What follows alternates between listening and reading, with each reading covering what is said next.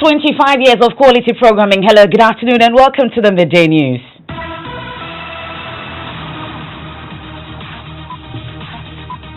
This bulletin is coming to you live from the Joy 99.7 FM studios here in Kokomlimle at digital address GA0993341. Also live on Love 99.5 FM in Kumasi. Affiliates across the country, including Fafa Radio in Georgia, Radio Justice in Tamale, and A1 Radio in Boko. It's on ABN Radio in London and around the world at myjoyonline.com. The news is brought to you by UMB Bank, UMB Speed Up, Digibank, Let's Go, and Telesol 4G. Just a touch. In this edition, Minority asks government to deploy more health personnel along Ghana's borders to step up screening in the wake of a confirmed coronavirus case in Nigeria. It is a challenge that we cannot proffer solutions immediately. The health personnel can work hand in hand with our immigration officers, whose traditional mandate is to police our borders, so that when you go through all the immigration procedures, you are also screened medically. Meanwhile, Nigerian government announces immediate activation of emergency response measures. The government of Nigeria, through the Federal Ministry of Health, has been strengthening measures to ensure an outbreak in Nigeria is controlled, contained. We're live in Africa's most populous country to get reactions. Also, Ghana's commencement of the first phase of the Sino-Hydro project stalls due to the outbreak of the virus. We have more on that. Auditor General Daniel Domelovo hits back at critics calling for his removal in the wake of revelations from his audit report. To remove him like how will they remove Charlotte and the who they are care. I don't care. So if today I'm told I'll be removed, life doesn't end here. At West, my father has a lot of farmland. I'll go and farm. We have more from the Auditor General as he likens the situation to Jesus Christ's call on his colleagues auditors to fight corruption by the horn. Also, major drains in the capital still choked with sand and plastic waste as Ghana's Meteo Agency warns of another flooding in the approaching rainy season in March. Because 2015,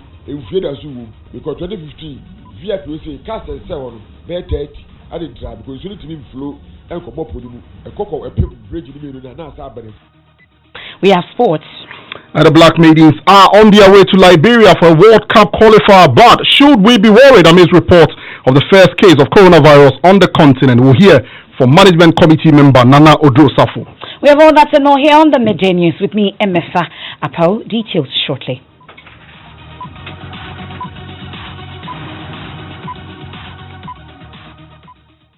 And this afternoon, the minority in Parliament is urging government to deploy more health personnel along Ghana's borders to ensure persons entering the country are properly screened in the wake of a confirmed coronavirus case in Nigeria.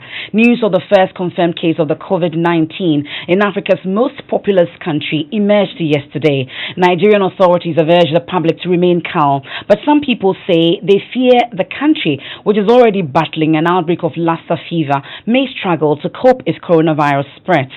We'll hear from the minority on Parliament's Interior Committee, which has been touring some of the country's ports of entry. But first, listen to Nigerian Health Minister Osagi Emmanuel, who says stringent measures have been put in place at border towns. The patient is clinically stable with no serious symptoms. The government of Nigeria, through the Federal Ministry of Health, has been strengthening measures to ensure an outbreak in Nigeria is controlled, contained quickly. The multi-sectoral coronavirus preparedness group, led by the Nigerian Center for Disease Control, has immediately activated its National Emergency Operations Center and will work closely with Lagos State Health authorities, or let us say is already working closely with Lagos State Health authorities to respond to this case and implement firm control measures. I wish to assure all Nigerians that we have been beefing up our preparedness and capabilities since the first confirmation of cases in China. We have started working to identify all the contacts of the patients since he entered Nigeria, and even those who were with him on the aircraft. Well, that's the Nigerian health minister. Shortly, as and when we're able to reach our partners, Sean Okimbalayo of our partners Channel TV, we'll speak to him on the very latest in the country. But that's the situation in Nigeria. Earlier in New Zealand and Wales also recorded their first cases. Back home in Ghana, there are serious questions over the country's preparedness to deal with any case. Health officials had told Joy News last month port health officials had been equipped to screen visitors into the country, but Chinese journalists with CGN-TV, Zhihua Gu, told Gifty Andropia on the Pulse channel that controls at the airport are not up to scratch. I saw at the airport that not everyone is protecting themselves 100%. Okay. And this is a little bit concerning. But I think with proper training, especially from the government and also from the media sensitization, if you broadcast more content on what this virus is about, what we can do to protect us, instead of just criticizing others or looking for other, eye-catching topics, it would help people more. That's Zhihua Gu, a Chinese journalist, interacting with Gifty Andropia on the Pulse yesterday. But Director of Public Health at the Ghana Health Service, Dr. Bedu Sarkodie, however, tells Joy News the country is prepared for the worst-case scenario. What we have one day now, we keep revising our plan. We have a very short-term, immediate needs that urgently we need to do. And then up to about 2 months, 3 months, based on the scenario, what will happen, we will have to revise our plans and budget. Indeed, what the 2.5 you mentioned is not the budget for this preparedness and the entire budget. We were given this as the kickstart.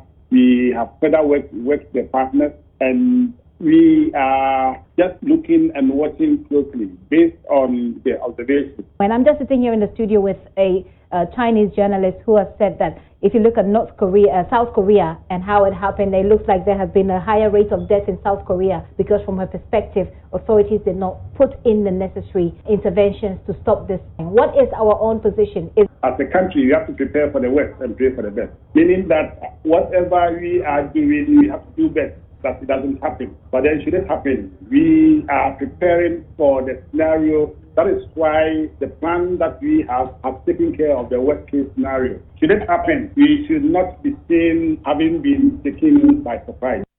So that's Dr. Bedu Sarkodie. He's Director of Public Health at the Ghana Health Service. We understand there is a meeting currently ongoing among health authorities over Ghana's strategy following the confirmation of the case in Nigeria. And Head of Health Desk, Fred Smith, has been monitoring that meeting. He joins us in studio. Fred, what have we gathered? Well, Emefa, we understand that this meeting is part of periodic meetings held by the Ministry of Health, the Ghana Health Service, and other partners who make up the National Technical Coordinating Committee, which is planning Ghana's coordination and preparedness activities in the wake of the COVID-19 outbreak. Today's meeting is, however, crucial because of the fresh case confirmed in Nigeria, and there's a lot of travel, between Ghanaians and Nigerians between these two countries, and so we expect that some step up in security or in surveillance will take place, especially at the Aflao border and also Kotoka International Airport, where we know that there are scanners and other measures in place checking travelers into the country. So as a result of the COVID-19 outbreak, we know that the WHO gives updates. What's the latest update we have? Well, the WHO issued its update late last night, and it says that so far there's been significant amount of preparation by the government towards this COVID-19 response, including the distribution of 5,000 PPEs across the country, and health professionals who are in the front line are getting that. It also identified some challenges, though, and I give you the list of challenges from the WHO statement. It says there's inadequate funding to implement the various preparedness activities planned. There's support from government so far has gone towards the provision of PPEs, coordination activities, and health declaration forms. And then additional funding will be required to implement remaining activities. WHO is supporting the country to identify priority areas as per the WHO National Capacities Tool to map out and access support for the preparedness process. And the total budget for COVID-19 preparedness stands at 35 million Ghana cedis, and it gives a table of how what the funding gap is. It says capacity building, there's a funding gap of 502,600 Ghana cedis. Surveillance, there's a gap of 130,000 Ghana cedis. Risk communication, there's a gap of 566,600 Ghana cedis. Equipment and logistics, there's a gap of 2.5 million Ghana cedis. And laboratory, there's a gap of 497,000 Ghana cedis, bringing the total to over 4 million Ghana cedis funding gap. Well, following the outbreak in Nigeria, or the case recorded in Nigeria, there's a lot of talk, especially when you monitor social media, especially about the communication from the health personnel onto the public. What do we know in terms of what is happening? Well, currently there's a team in place working on risk communication in response to this corona outbreak, and that is being coordinated by the Health Promotion Division of the Ghana Health Service, Dr. Dacosta Boaje. He is head or the director of this division, and he's been meeting with the groups, which includes NADMO, the Information Services Department, and other groups to help coordinate this. We can hear from him. As health promoters, we are mandated actually to provide education to the public, to provide advocacy, and also to communicate risk. Aside these, we are also to manage the rumors because we do not want to create panic. So over the last few months, we have been working to put together the National Risk Communication Response Plans. We have developed key messages and alerts for the general public, and especially for our port of entries. We have also developed jingles for the airport and that's international arrivals. You heard there, Mr. Boaje da Costa. Now let's head to Parliament now, where the MPs have also been discussing the coronavirus. Kumbungu MP Ras Mubarak is asking what government is doing to ensure that President Akufo-Addo is safe from the coronavirus following his European tour. He says the president has been in Norway, where a case has been recorded as part of his tour. He quizzed the majority leader, Osechi Mensah-Bonsu, whether the president will be quarantined upon his return. Could my honorable friend confirm whether upon arrival in the country from his European tour, His Excellency the President would be quarantined? Mr. Speaker, I say so because the President of Mongolia has the quarantine for the 14-day mandatory period. And Mr. Speaker, His Excellency the President has visited Norway, which has recorded a case of coronavirus. It will be very helpful to get an indication as to whether or not His Excellency will be quarantined when he arrives in the country. Now, our parliamentary correspondent Joseph Opoku-Gakpo joins us on the line. So, Joseph, that's the concern by Ras Mubarak. What was the response from the majority leader to this concern? He virtually laughed it off and made a comment that he would want to treat it as a comment that was passed in jest, and that he went on to make a joke of it, that if there is anyone who should be quarantined, then it's expectation that it would be the Kumbungu MP himself, who the majority leader says he's seen coughing on a number of times on the floor without knowing where exactly that cough is coming from. So he specifically didn't address the concern except to virtually laugh it off. But he went on to make the point that going into next week, on the general concern about Ghana's preparedness to ensure that the nation is adequately prepared to deal with the issue of coronavirus, the health minister will be brought in to update the House on that. Given that a lot of water has passed on the bridge, it may become necessary for the Minister of Health to come back again and upgrade us and indeed update us about the status of the country, our state of preparedness in confronting the threat that is confronting the world. As to the request by the Honorable Mubarak that the President would have to be quarantined when he arrives, Mr. Speaker, I want to believe that it was said in jest.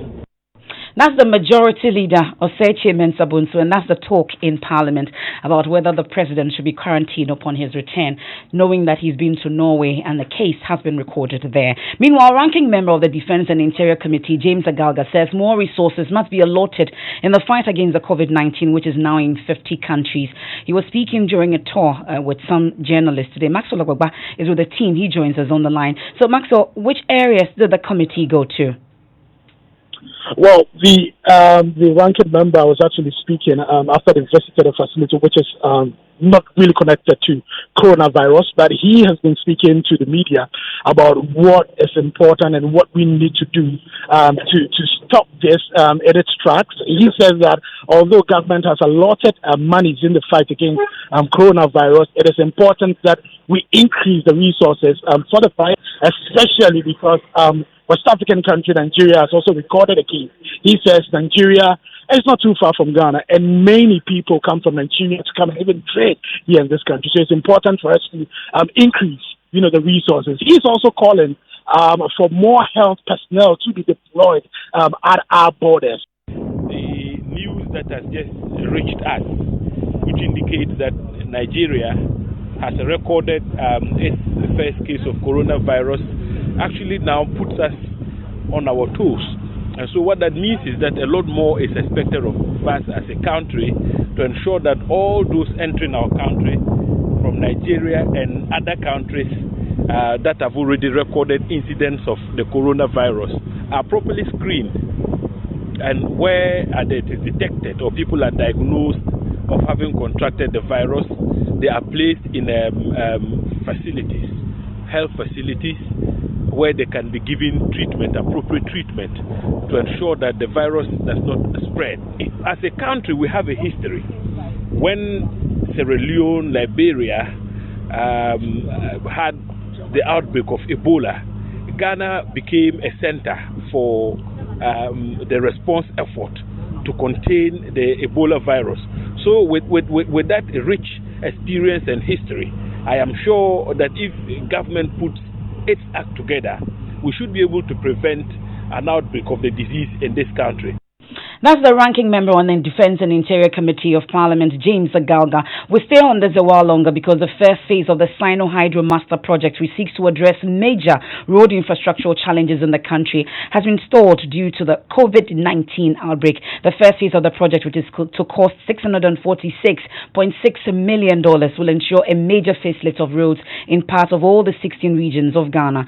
Here's the reason that was given by the Roads Minister, Kwesi Amoakwata. The 10 major projects that were earmarked for the first phase and the Sino-Hydro, we have cut off for the first four.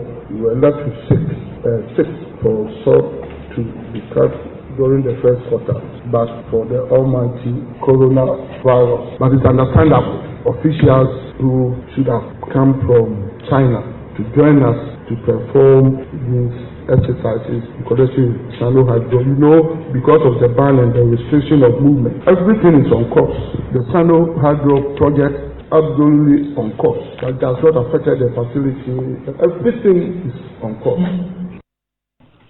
Well, so that's the Roads Minister, Kwesi Amoakwata, and we're just picking some information that the Lagos State government for Southwest African Nigeria. Okay, so it's the Pidgin, site for the BBC. They're saying that the suspected COVID-19 case for Lagos tested negative. We're still looking into that, and then, of course, when we get more on it, we'll give you details. But we stay on health because the minority is demanding the immediate release of funds from the Finance Ministry to the National Health Insurance Authority to pay health service providers and avoid a potential collapse of the NHIS. The minority says the ministry in 2018 refused to release about 67% of health insurance's taxes collected from Ghanaians, resulting in the authority struggling to pay suppliers.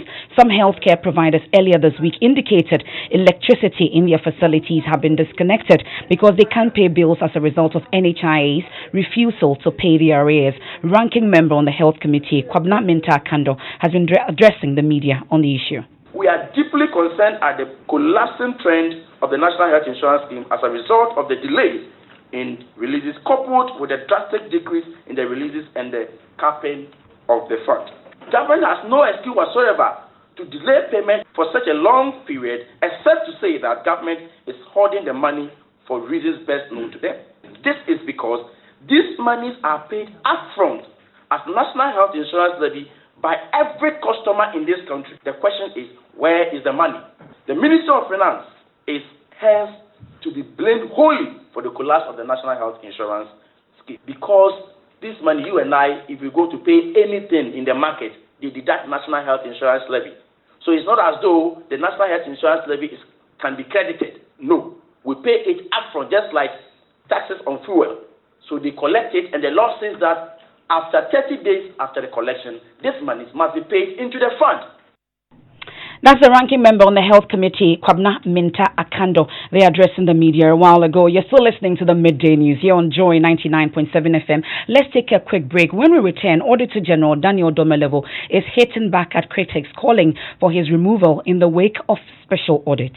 To remove him like how we remove Charlotte and the who's there again. I don't care. So if today I'm told I'll be removed, life doesn't end here. At West, my father has a lot of farmland. I'll go and farm. UMB was established in 1972 as the premier bank for the corporate and private sector in Ghana. From our very beginning, as the only Ghanaian bank serving all categories of businesses, we set a standard for excellence and innovation over the past 45 years. We've built a financially healthy and strong bank, demonstrated our commitment to our customers and to growing businesses, and exhibited originality and innovation at every turn. At UMB, our focus is built around people, service, products, and technology. These are the key to our present success and our future triumphs. At UMB, we're poised to make a difference not only with our customers, but also in the banking industry. We invite you to share in our future. Our future starts now with you. Thanks for staying with us here on the Midday News, brought to you by UMB Bank and then also Telesol 4G. Time now for sports. Hans has the latest. And management committee member of Ghana's Black Maidens, Nana Odrosaf, was explained why the team were made to wear nose masks to board a flight to Monrovia for a FIFA World Cup qualifier against Liberia. Airport authorities gave the players and officials nose mask as a precaution against the deadly coronavirus, and Nana Odrosaf believes the move is to ensure the safety of the team. We have a medical doctor in our midst, and we are going to join a plane. The plane is not a plane that's leaving Ghana to Liberia. It's a plane that is coming from Nairobi. Taxi, pick one or two, and go to Liberia. So we don't know who and who are on the flight. And someone will tell you prevention is better than cure. So I don't think it's anything for us to worry about. Nana Odrosaf is a management committee member of the Black Maidens. That's your sports. Thank you, Hans. We move on to some other stories now away from the COVID-19. I don't care if I am removed. That's the defiant message by Auditor General Daniel Yao Domelevo to his critics who are calling for his removal as he works to uncover corrupt acts in the country. The Auditor General has been in the news lately as he faces a suit by Deputy Agric Minister after his report on the Get Fund review. The minister was a beneficiary. The NDC also claims Mr. Domelevo is being witch hunted because of his investigation against Senior Minister Yao Osafo-Maafo over the $1 million contract he awarded to Kroll and Associates. But as addressing the 3rd Regional Auditors Biannual Conference in the Volta Regional Capital Hall, the Auditor General urged his colleagues to be courageous in the face of attacks as he likened the situation to that of Jesus Christ. There is no human being who does good who is not attacked on this way. Jesus Christ, who went, in fact, many times when I think about him, I feel happy. Because I'm like, this is somebody who goes and heals, which we should be glad for. They are accusing him. He does good and people are attacking him. So that is what it should be for auditors. If we come to Volta region and they are praising you so much, you are a bad auditor. So we will continue doing our work, and I would like to say we need courage to discharge our work. Be courageous. Nobody will kill you. The only thing which may happen is that you lose your job. It's not the end of life. You may be transferred. That's not the end of life. I've said it several times. People say, we will remove him like how we removed Charlotte Rosse. And they will say, I care. I don't care. So if today I'm told I'll be removed, that is it. Full stop. Life doesn't end here. I tell my children they shouldn't worry. At West, my father has a lot of farmland. I'll go and farm and feed this country. You heard that the Auditor General, Daniel Domelevo, speaking to auditors in Ho, but we stay a while longer on him and his case in court because an Accra High Court will on April 1 decide the fate of Mr. Domelevo. Senior Minister Yao Osafo-Maafo is in court asking that Mr. Domelevo be punished for failing to respond to his case challenging a $1 million surcharge on him. His lawyers want the court to either impose a prison term or any appropriate sanction against Mr. Domelevo. My colleague Joseph Akable was in court as the case was heard once again today. He joins us in studio with more. So Joseph, we know that the Chief Justice reassigned the case to a new division of the High Court. Which division is this and what transpired in court today? And so the case is currently at the Financial and Economic Division of the High Court, specifically in the court presided over by Justice Ifia Asari-Botre. When she heard the case for the first time today, she said that she wants to deal with it expeditiously because of the individuals involved who are public officers and are quite busy, and so she asked the lawyers whether they want to make oral arguments or not. Lawyers on both sides agree that they intend to file written arguments then the court gives its decision. So she adjourned proceedings to April 1 to deal with the contempt matter. On the other hand, of the $1 million surcharge as to whether it remains or not, she says when they come back on April 1 and she's done with the contempt issue, they can then agree on how to proceed with that case as well. Well, we're both parties in court today. Very interesting. Each time they go to court, the senior minister sits, the Auditor General is right behind him with his team as well. So just close to each other, very close. They say hi to each other sometimes. They talk? Yes, they do. Okay. Well, that's court correspondent Joseph Akable. Let's talk about sanitation now, because major drains in Accra remain choked with sand and plastic waste as the country prepares for rains next month. The Ghana Meteorological Agency has warned there will be flooding in many parts of the country if the rains set in. The Odo drain, for example, remains choked with tons of plastic, silt and weeds despite last year's dredging. Joining us is Mami Esi Nyameche Thompson has more in the following report. Right behind the new plant station at the Kwame Nkrumah Circle lies the Odo drain. The first thing that greets my team is the strong smell from rotten garbage and human excreta. Drawing closer to the drain, we see a vast pile of silt sitting on the banks of the drain, ready to be washed back. While there, you can still observe people throwing rubbish, easing themselves right at the bank of the drain. Sam Loco is a driver at New Plant Station. There's still a lot of work to be done on the Odo drain, and where the most work is often the place they never go to, especially the Graphic Road end. There are some 2 bridges there holding the railway line. They've got 3 passages underneath, and all of them are choked. From the Odo drain, we drove through Adabraka towards the Graphic Road, and guess what? The situation got worse as we went along. All the drains we came across were choked with silt. The dry gutters had huge volumes of plastic waste. Over here too, residents were worried about the possibility of flooding. The bowler or the put them inside, that's why you see anything. Oh, they definitely flood when it rains.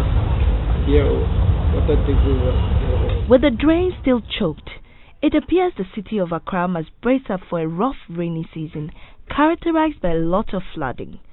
For Joy News, I am Mamiesi Nyameche Thompson. Now, 2 women are to spend 6 months each in prison for sanitation breaches.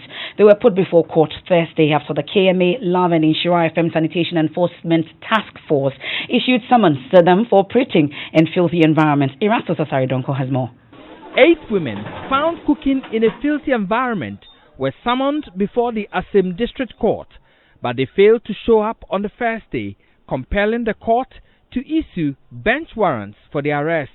3 of them were arrested and hauled to the court by the task force Thursday. Presiding Judge, Her Worship Ali Atta Said, convicted them on their own plea and fined them 100 penalty units, which amounts to 1,200 Ghana cedis.